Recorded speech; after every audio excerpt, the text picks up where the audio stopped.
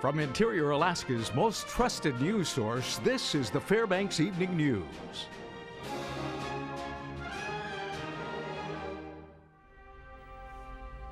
Good evening. Thank you for joining us. Our top story, the Fairbanks Police Department is investigating what is being described as a suspicious death on the city's south side. According to an FPD release, officers responded to the 1900 block of Rickert Street around 6:30 Tuesday night and located a deceased man. The man's name has not been released pending notification of next of kin. The cause of death was also not released, but it was deemed suspicious. The case is actively being worked by the FPD Investigations Unit. Anyone with information regarding this incident is asked to contact Detective Avery Thompson at 450-6549. We will have more details on this case as they become available. Day 2 of the legislative session and the proverbial line in the sand has been drawn by the Senate majority. State Office of Management and Budget Director Pat Pitney today gave an overview of Governor Walker's proposed FY17 state operating budget to the Senate Finance Committee. The majority members voiced concern over the proposal's inclusion of several policy changes that are yet to be approved by the legislature, including a potential state income tax and usage of permanent fund earnings to increase state revenue. The governor's budget includes $100 million in cuts. However, Senate Finance Co-Chair Anna McKinnon questioned the validity of those cuts. She contends spending has not been reduced, saying federal funds have been used to offset general fund dollars through the governor's executive order to accept Medicaid expansion. I find it difficult when the administration sits on the first day in front of finance with an operating budget that actually has increases in it. I'm not sure we're reducing state government. We've just moved the shell. We've moved the money around, absolutely for good reasons that the administration can articulate, I'm sure, but it hasn't really reduced spending overall in the state's budget. The Fairbanks Board of Education carried forward an approval for the school district to explore the feasibility of implementing a kindergarten through 8th grade education model in the Fairbanks-North Starborough area. The approval came amidst a large number of public comments that disapproved the K-8 model in the district. The reporter Ryan Grimes has the story. 10 people testified last night on the matter of transitioning multiple schools in the Fairbanks School District from a K-6 to a K-8 model. The idea could change some middle schools like Tanana and Ryan into something similar to Barnett Magnet School, which is a popular K-8 facility, according to Superintendent Karen Gaborik. You know, we're interested in seeing if beyond sort of the magnet charter school model, if just in our regular elementary schools, if we can provide more K-8 options for families. Concerns were raised by teachers and parents about the actual feasibility of transitioning the current model of education and whether or not it would be a benefit to the community. Students will miss the opportunity to prepare for high school. They will miss practicing with lockers. They will miss having different teachers with different expectations and different personalities. As a parent, my son goes to Barnett, a K-8 model. We chose Barnett because it was a non-traditional school that offered a plethora of options for him up to 6th grade.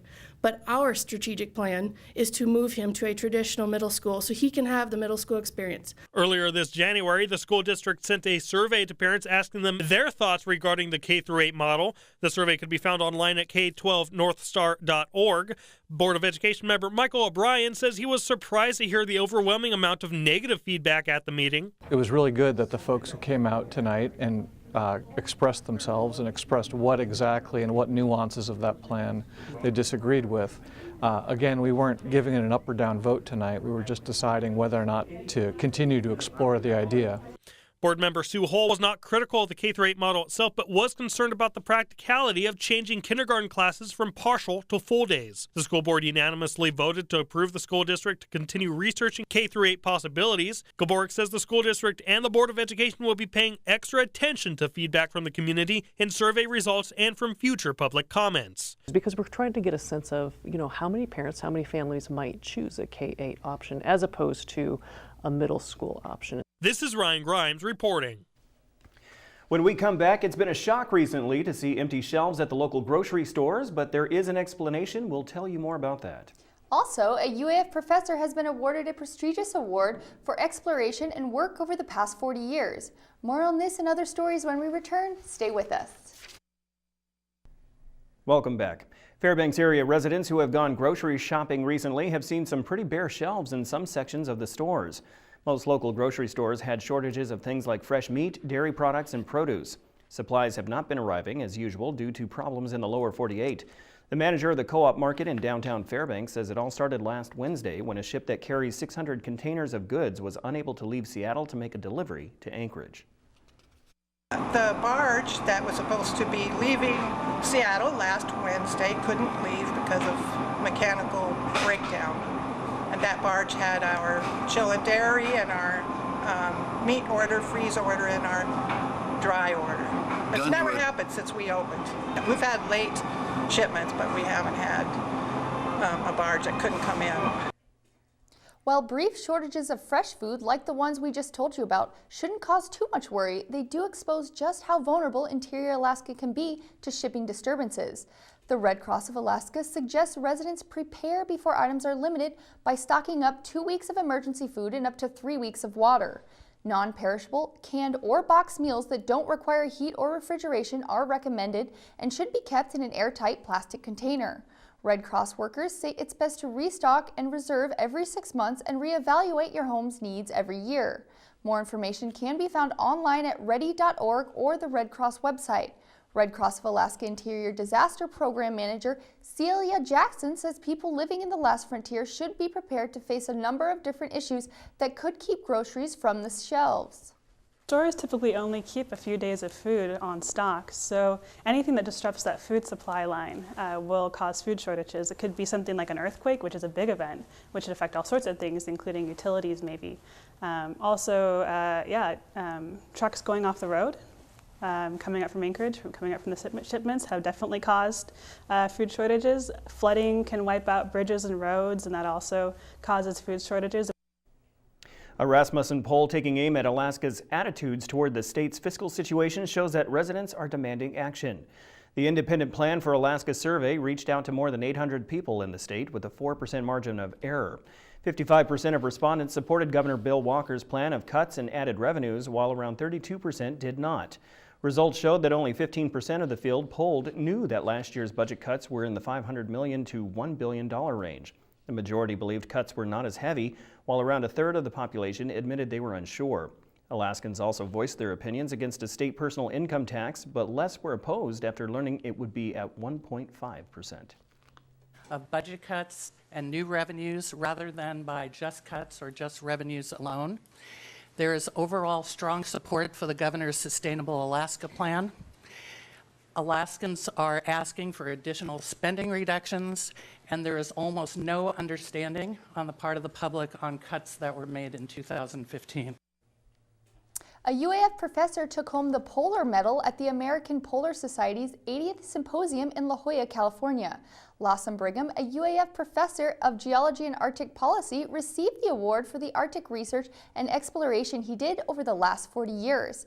The American Polar Society, or APS, is an organization linking scientists, explorers, and enthusiasts around the globe who appreciate the frozen regions. The Polar Medal recognizes those who make contributions to science and exploration and support APS's mission to encourage Arctic research.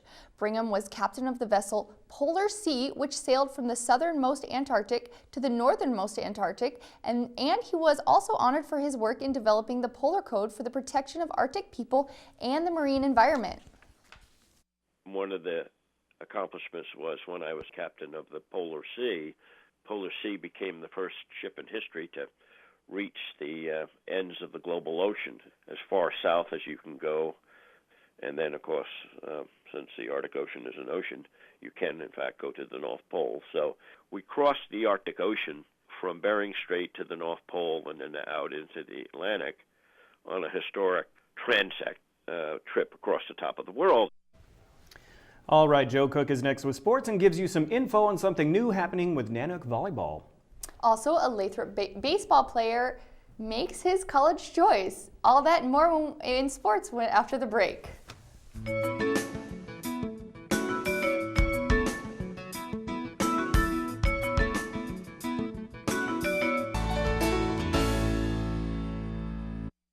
Welcome back Interior Alaska. Joe Cook here once again with your local Wednesday Sportscast.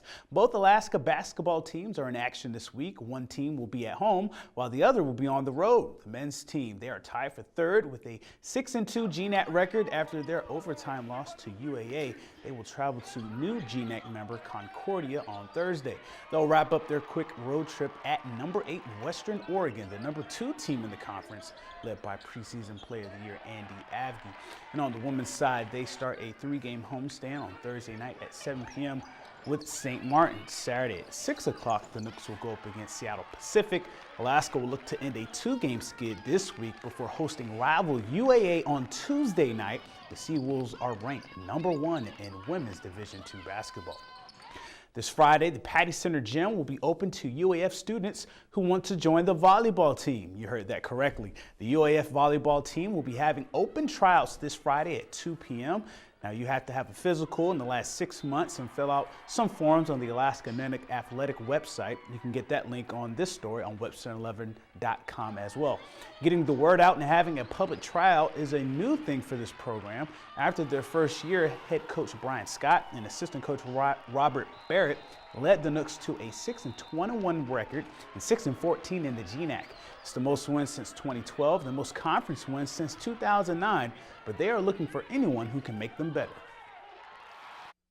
I think it's another avenue, a way for us to kind of see the talent around here and hopefully get the Fairbanks area a little bit more excited and involved. For sure it'll be a very game-like tryout. That's how we will do most of our evaluations, just to see how they are skill-wise, what level they're performing at, and if there is something we find that is that appeases to our team and helps us, gets us better, makes our gym better, then we'll definitely look into that. Switching to high school sports, and a Lathrop baseball player signed a national letter of intent on Tuesday. Wyatt Berg signed his NLI to Treasure Valley Community College in Ontario, Oregon. That's where he'll continue his baseball career. The Chukars are a prominent program in the Northwest Athletic Conference. They've won the past 3 East Region titles. Aaron Sutton is the head coach. Lathrop assistant coach Nigel Morton also played there. Berg is a 2-time All-MAC catcher and was All-State as a sophomore. He had offers from Hawaii Hilo and a list of other schools at various levels, but after a campus visit, he feels he made the right decision. I obviously want to win an NWAC title. That'd be a big thing and be a big accomplishment in the stepping stone before I continue on to 4-year. So, I mean, the fact that they won their division is huge, but it's less about winning and more about that they have a really good track record of improving their players and moving them on to 4-year schools. I think that's the biggest thing, is that they're getting a college-ready catcher. He's been ready for some time now. And with the development of his bat over the past year or 2, I think that he's going to hold his own as a hitter, and he's going to stand out as a defensive player and be ready to make an immediate impact. We go back on the high school hardwood after tournament action this past week and weekend. Last night, the West Valley Wolfpack hosted the Owlson Ravens in a non-conference matchup. This will be entertaining for Wolfpack fans. Sorry, Owlson. It was all West Valley in this one. The Wolfpack started hot and stayed hot as Cornelius Mingle Jr. hit 3 of his 17 points against his former team. Brandon Jones hits a difficult reverse layup in traffic. Filthy. He finished with 10 points. West Valley led 52-22 at halftime, and then they went Lob City on them as Sean Kinsey goes to Daniel Hornbuckle right here off the glass. You don't see that around here a lot. I-5 nominee play. Hornbuckle had a game-high 29 points. The Wolfpack rolled to an 80-44 win over Owlson. And over in North Pole, the Patriots hosted the Lathrop Malamutes in the Mid-Alaska Conference opener for both teams. Lathrop beat North Pole by 30 just 4 days ago at the Joe T. Classic. The first half was closer as Terrell DeAngelis, he hits a 3. He finished with 16 for North Pole, who trailed 28-20 at the break. But Lathrop would get up and down in the third to gain separation. Gabriel Howard hits the layup after the steal. He had a game-high 17 points. He also had a no-look pass to Duncan Noble that went for a deuce. Lathrop's lead would balloon to 20 in the second half. They won their first MAC game of the year, 61-42 over North Pole.